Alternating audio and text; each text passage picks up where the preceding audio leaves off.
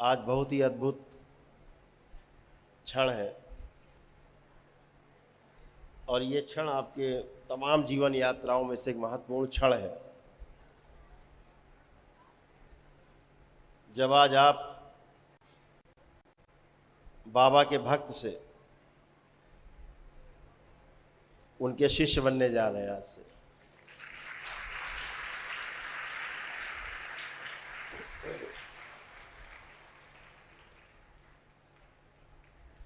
एक पूर्ण गुरु का शिष्य होना अर्थात आधी यात्रा पूरी कर लेना जैसा है।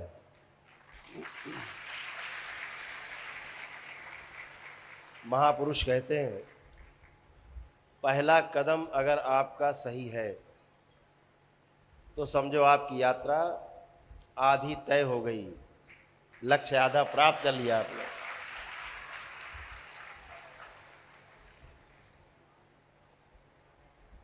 तो आज आप सभी का इस दरबार में जो दीक्षा का कार्यक्रम है, शुद्धि और सिद्धि का, वो भी संपन्न होगा। गर्मी बहुत पड़ रही है इधर, सूर्य भगवान को ज़्यादा मेहरबान हो रहे हैं। तो जितना यहाँ का मनुष्य मेहरबान हो रहा है प्रकृति के ऊपर, उतनी ही प्रकृति मेहरबान हो रही है पुरुष, महिलाओं, बच्चों, सबके ऊपर, मनुष्य के ऊपर। जितना अत्याचार प्रकृति के साथ होगा, बदले में वही मिलने वाला है जो आपने किया है। पेड़ काटना, पहाड़ काटना, नदियाँ रोक देना, कोयला खोद डालना, तेल निकाल डालना नीचे से, बहुत काम है जो आदमी बहुत तेज़ी से लगा हुआ है। अब तो दैत्य लग गए हैं, मशीनें हैं दैत्य की तरह। आपको एक पेड़ काटने में दिन भर लगता था, अब मशीन एक ही दिन में 1000 पेड़ काट देगी, 2000 पेड़ काट देगी। ऐसी ऐसी मशीनें आ गई, दैत्य है।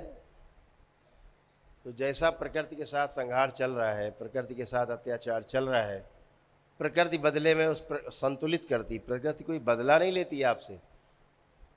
आप अगर अपने घर में आपका बच्चा कोई सामान इधर का उधर कर देता है तो आप कोई उसको जान से नहीं मार देते, आप केवल क्या करते हो, फिर से सामान को उठा करके वहीं पे रख देते हैं। यही काम प्रकृति करती है। जब प्रकृति के साथ हम तमाम अत्याचार करते हैं, तमाम विध्वंस करते हैं प्रकृति में, तो प्रकृति उसको फिर बैलेंस करती है। और उस बैलेंस करने में मानव जाति की जो है सब हेकड़ी निकल जाती है एक ही बार में। ऐसे ऐसे धरती डोली, पता लगे कि पूरे पूरे शहर गायब हो गए, सब भूकंप आया, सब गए। एकदम से बाढ़ आई, पता लगे शहर के शहर बह गए। व्यवस्था करती है प्रकृति अपने आप। तो मनुष्य जाति के पास अभी भी समय है सुधरने का। और ये काम कोई रिक्शा चलाने वाला नहीं करता, ये काम कोई पान की ठेली लगाने वाला कोई मजदूर नहीं करता। ये वो कर रहे हैं जो पढ़े लिखे लोग कहे जाते हैं। दुनिया के सबसे ज़्यादा पढ़े लिखे लोग, वो लोग पहाड़ काट रहे हैं, जंगल कटवा दे रहे हैं, नीचे से धरती से तेल निकलवा दे रहे हैं, कोयला करके धरती को खोखला कर दे रहे हैं। जो काम जिसका जहाँ पर है, पहाड़ का जहाँ जो काम है वो पहाड़ का काम है, जहाँ समुद्र का काम है वहाँ समुद्र का काम है, जहाँ जंगल का काम है वो जंगल वहाँ बना हुआ है, जहाँ रेगिस्तान होना चाहिए धरती में वहाँ रेगिस्तान है। ये व्यवस्था है। लेकिन मानव जाति को तब तक चैन नहीं आता जब तक यहाँ का सामान उठा के वहाँ नहीं रख दे और वहाँ वाला यहाँ नहीं रख दे। जब तक रेतीले वाले रेगिस्तान में हरियाली न कर दे और जहाँ हरियाली वहाँ बंजर न कर दे, तब तक उसको अपनी योग्यता में विश्वास नहीं होता। तो ऐसी योग्यता दिखा दिखा के धरती का पूरा नाश किया हुआ है। बहुत वैज्ञानिक चिंतित होते हैं, अरे पानी चला जा रहा, पानी खराब हो रहा है। इधर चिंता कर रहे हैं, उधर खराब कर रहे हैं। वातावरण पूरा खराब किया हुआ है, वायुमंडल पूरा खराब किया हुआ है। ऐसा खराब कर दिया है कि श्वास लेना भी मुश्किल हो जाए। अभी वो दिन ज़्यादा दूर नहीं, 10-5 साल रुकिए, आने वाली पीढ़ी जो है ना, कंधे में सिलेंडर बांध के चलेगी, मास्क लगा के, दिखाई देगी। जब तक ये नहीं करवा लेंगे, है ना, तब तक नहीं मानेंगे ये वैज्ञानिक लोग, कराई के छोड़ेंगे। इतना बढ़िया। इसके बाद अब धरती जो है, जितना करना था कर लिया, आगे सही नहीं दिख रहा होगा कुछ करने को, तो चांद पे चलो, अब मंगल पे चलो, अब वहां कुछ नया करना है, अब चांदे गिरा देंगे ऊपर से नीचे। अब चंद्रमा पे कार्यक्रम बना रहे हैं, पानी नहीं, कोई बात नहीं, पानी पैदा करेंगे वहां।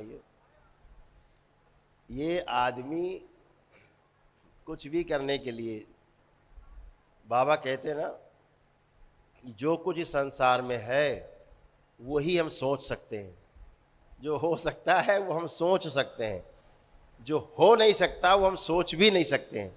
ये व्यवस्था है, इसको हमेशा ध्यान रखिए। अगर हवाई जहाज बनने के पहले, टेलीफोन बनने के पहले, तमाम अच्छे अच्छे यंत्र बनने के पहले, जब वैज्ञानिकों ने इसको बनाने की कोशिश की तो उनकी हंसी उड़ाई जाती थी। पागल हो गया है, ऐसे कोई उड़ेगा? मशीन उड़ेगी हवा में?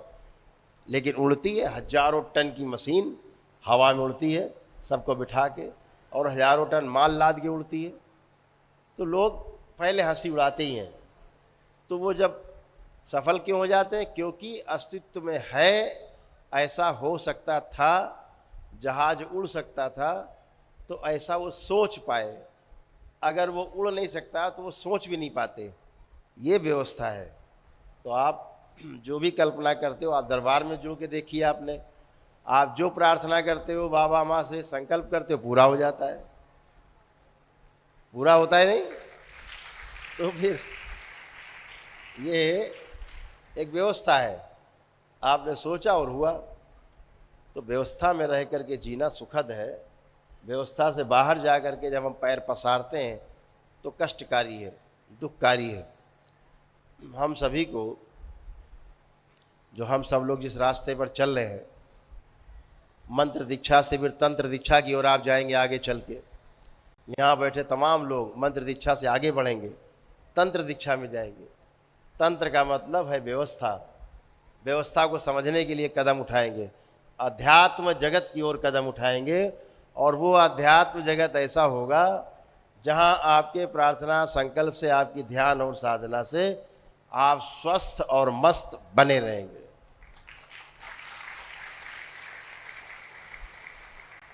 दरबार भविष्य में बहुत बड़ी निधि इस धरती वासियों को, इन धरती वासियों में,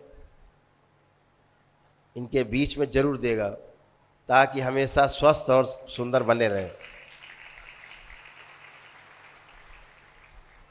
इस दरबार का जो आविर्भाव है वो केवल मात्र बैठ के यहाँ चिकित्सा करने के लिए नहीं है।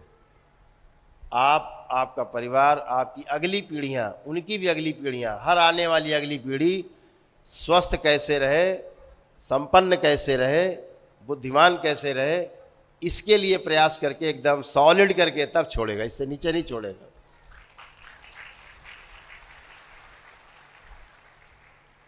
जब घर बैठ के सन्यास मिले, घर में ही सन्यासी हैं हम, हैं, उसके लिए छोड़ के जंगल नहीं भागना पड़े, उसको छोड़ करके घर अपना पहाड़ों में नहीं भागना पड़े, अपने घर में ही अपने परिवार के बीच में रह करके हम अपनी ध्यान साधना कर सके, उस ओर आपको धीरे धीरे धीरे धीरे एक एक कदम आपका बढ़ा रहा है, ताकि आप इसके अभ्यस्त हो सके और देखने वाले भी समझ सकें कि हाँ बिल्कुल सत्य है। हम बगैर घर को छोड़े, बगैर घर से भागे हुए अपने घर को ही हम स्वर्ग से ज़्यादा सुंदर बना सकते हैं। और अपने कुल को तार सकते हैं। ये एक व्यवस्था बनाई जा रही, धीरे धीरे सबको दिखाया जा रहा है, बताया जा रहा है कि हम अपने घर में रह करके ही अपने को, परिवार को स्वस्थ और सुखी रख सकते हैं। मानव जीवन का लक्ष्य यही है, स्वस्थ रहना, सुखी रहना। हाँ, ये मानव जीवन का लक्ष्य है, स्वस्थ रहना, सुखी रहना। और कैसा स्वस्थ रहना, सुखी रहना? निरंतर स्वस्थ रहना, निरंतर सुखी रहना, बीच में कष्ट नहीं आए, स्वास्थ्य गड़बड़ नहीं हो, दुख नहीं मिले, ऐसा सुखी रहना। तो ये सब आप सब कर पाएंगे, आगे चल के सब कर पाएंगे। धीरे धीरे एक एक कदम आपका सधा हुआ उठेगा। धैर्य की आवश्यकता है। आप सभी ने दरबार में जुड़ करके आस्थापूर्वक, श्रद्धापूर्वक, विश्वासपूर्वक जो तमाम दरबार के नियम पालन किए हैं और कर रहे हैं पालन, ये आपको नित्य प्रति आपको उसका फल भी मिल रहा है, आपको और आपके परिवार को भी। और विश्वास है दरबार को कि आप सभी मजबूती से अपने आप को संकल्पबद्ध करके दरबार से जुड़ करके, और जो दरबार बताएगा, आपके विकल्प देगा आपको, उस विकल्प पे आप काम कर सकेंगे, आगे चल के निर्विकल्प की यात्रा की ओर बढ़ सकेंगे। ये आपको दरबार जरूर कराएगा। तो आज आप सभी इस पूर्णिमा के महोत्सव पर सब इकट्ठे हैं। चर्चा कर रहे थे गर्मी की, गर्मी से बात शुरू हुई थी। गर्मी बहुत ज़्यादा है, फिर भी फ़िलहाल कुछ ठीक करने की कोशिश की गई हॉल में कि कुछ ठीक रहे। इसीलिए दरबार ने जो जून महीना, अगला महीना आ रहा है, उसमें पूर्णिमा का प्रोग्राम स्थगित कर दिया है, ताकि बहुत गर्मी में लोग परेशान ना हो। सभी लोग जो इस महीने के लोग रहेंगे, अपना कार्यक्रम कर करके आगे तय करेंगे, वो अगले महीने दीक्षा ले पाएंगे। और इसी तरह अमावस्या का कार्यक्रम भी हमने कहा स्थगित कर दो, इकट्ठे अगले महीने जुलाई में अमावस्या में सब लोग इकट्ठे हो सकेंगे और बृहद कार्यक्रम भी मना लिया जाएगा साथ साथ, और गर्मी से भी बचाओ तब तक काफ़ी हो जाएगा। तो इसलिए ये कार्यक्रम कुछ स्थगित किए गए। बाकी दरबार के सभी कार्यक्रम निरंतर चलते रहेंगे, जैसे चलते हैं कार्यक्रम, सब कार्यक्रम चलते रहेंगे। केवल पूर्णिमा का कार्यक्रम और अमावस्या का कार्यक्रम अगले महीने नहीं होगा, बाकी सब कार्यक्रम चलते रहेंगे। सारे वनडे हैं, सारे हवन हैं, यज्ञ, जो भी कर सकता है आदमी सब करता रहेगा, ताकि कष्टों से, संकटों से मुक्ति पाता जाए। वो सब चलते रहेंगे, कुछ नहीं रुकेंगे। केवल कार्यक्रम स्थगित किया गया है पूर्णिमा का और अमावस्या का, वो अगले महीने में होगा, जुलाई में। जुलाई में फिर आपका गुरु पूर्णिमा है, 21 जुलाई को गुरु पूर्णिमा है। गुरु पूर्णिमा में फिर बाबा का उत्सव है। गुरु के प्रति आदर, सम्मान, गुरु के प्रति कृतज्ञता व्यक्त करने के लिए एक बड़ा कार्यक्रम है, जो कहीं वो कार्यक्रम बहुत ढंग से मनाया जाएगा, दरबार से हट के मनाया जाएगा, जहाँ पर आपके लाखों भक्त इकट्ठे हो सके एक साथ। बाबा के सभी भक्त, सभी शिष्य एक साथ इकट्ठे हो सके, बृहद कार्यक्रम मनाया जाएगा। उसमें सभी लोग इकट्ठे होंगे, जितने बाबा के भक्त शिष्य बन चुके हैं, भक्त हैं, वो भी आ सकेंगे, शिष्य हैं, तंत्र दीक्षित, मंत्र दीक्षित, सभी लोग आ सकेंगे बाबा को धन्यवाद करने के लिए, कृतज्ञता व्यक्त करने के लिए। वो बृहद कार्यक्रम मनाया जाएगा जुलाई में। गुरु पूर्णिमा विशाल स्तर में मनाई जाएगी। अभी माँ का महापर्व है अगले महीने में, जून में 22 जून से शुरुआत होती है। वो हम लोग अपने अपने घर में ही मनाते हैं। उन 4 दिनों में माँ की पूजा नहीं होती है। उसमें माँ को लाल वस्त्र से ढक करके रखा जाता है, और उन माँ को उन 4 दिनों में माँ सृजन करती है। पूरे 1 वर्ष के लिए तमाम चीज़ें विध्वंस होती हैं और तमाम नई चीज़ें सृजित होती हैं। ये सिर्फ माँ करती है, ये काम माँ के ही पास है सृजन करने का। तो माँ सृजन करती है, उसे विध्वंस का लोग नाम देते हैं, हम लोग सृजन के रूप में देखते हैं कि माँ उनका सृजन करती है नए तरीके से। वो नए रूप में माँ फिर आती है, निखरती है, नई शक्ति के साथ हम लोग भर जाते हैं। जैसे हमारी माँ शक्ति से भर जाती है, वैसे हम सब बच्चे उनके एक नई शक्ति से, एक नई ऊर्जा से महापर्व के बाद भर जाते हैं, और दुश्मन देख के बेहोश हो जाते हैं। वो भी महापर्व मनाया जाएगा, उसका हम वीडियो बना के जारी करेंगे। उसी प्रकार से आपको घर में करना है। ये लोग शंकर सेना की कैप लगा के बैठे हैं। शंकर सेना के प्रदेश अध्यक्ष जी उत्तर प्रदेश के सुबोध चोपड़ा जी हैं। ये देखिए, ये शंकर सेना की कैप का उद्घाटन किया गया है। तो हम तो चाहते हैं पहले अध्यक्ष जी लगाए। लगाइए।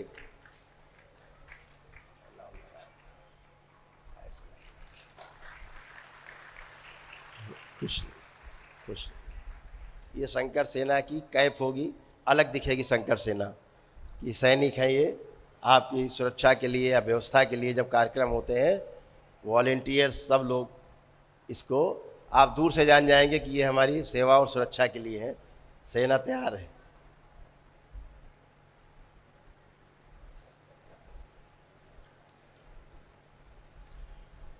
और आज एक महत्वपूर्ण घोषणा है, हमारे माँ का देश आसाम है ना, माँ का देश आसाम है।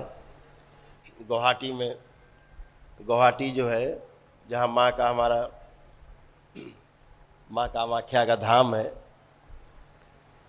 वहीं पे दरबार के शिष्य हैं, बाबा के शिष्य हैं, जो हमारे बीच में उपस्थित हैं, सुप्रियो चौधरी, जिनको आसाम प्रदेश का शंकर सेना का अध्यक्ष घोषित किया जा रहा है।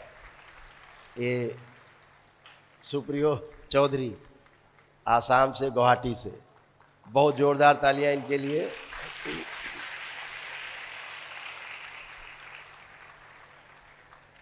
जो भी नवयुवक हैं धीरे धीरे शंकर सेना की सदस्यता लेते जाएंगे और अपने सेवा के लक्ष्य को पा पाएंगे। इसके द्वारा भी एक बहुत अद्भुत बात है, दरबार में हमारे पास बहुत बच्चे हैं जो सेवा करते हैं, हमारे साथ रहते हैं, परमानेंट रहते हैं। अच्छा, सुप्रियो जी कुछ माल पानी लेके आए हैं माँ के देश से कोई बहुत तगड़ा माल लेके आए हैं। खुश रहिए, खुश रहिए। खुश बाबा, माँ को बाबा को मिठाई रख दे, माँ को फल दे दे। अच्छा, पहनाई जाए।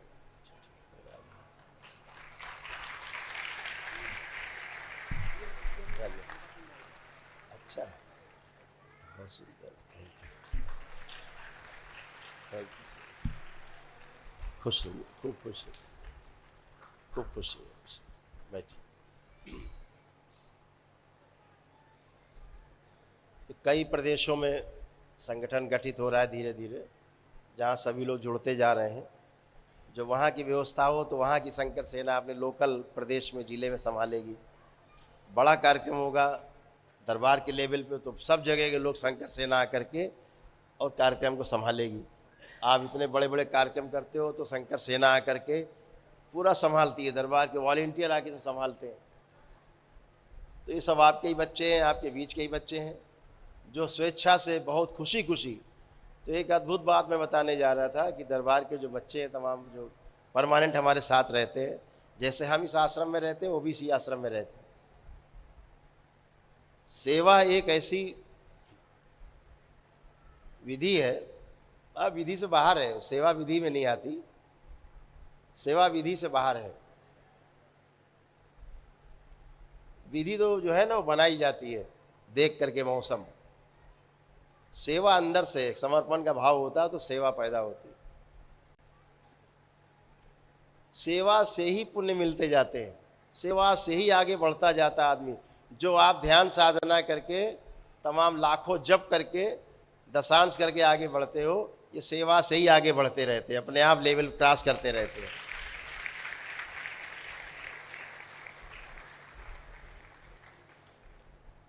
आपकी सेवा कर करके ये सब आगे बढ़ते रहते हैं।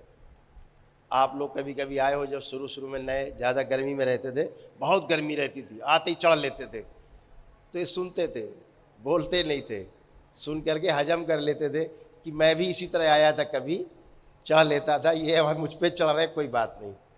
पता है दूसरे का दर्द, तो दर्द पता रहता है तो ही सेवा हो पाती है दूसरे की। तो आप सभी सेवा पे ज़रूर ध्यान रखो, चाहे अपने माता पिता की सेवा हो, चाहे आसपास परिवार के लोग रहते हैं उनकी सेवा हो, चाहे किसी की भी सेवा हो।